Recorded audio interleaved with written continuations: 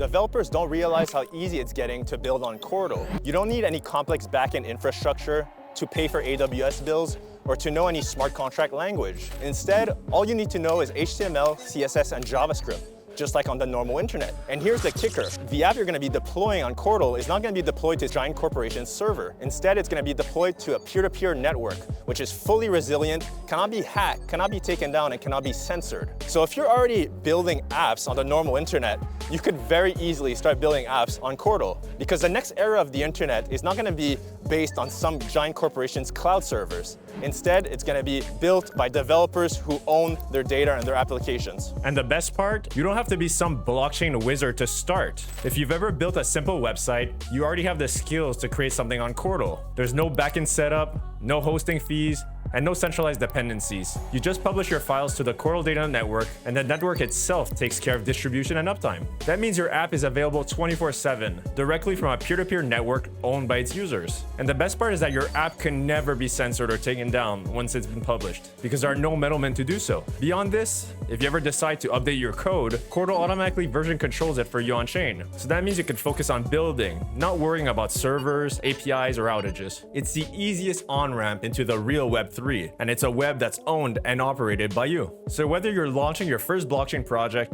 or just looking to migrate away from the cloud, there's no better place to do so than on Qortal, because the future of development isn't about learning a new stack. It's about owning the infrastructure you build on. Install it on Qortal.dev, and I'll see you online.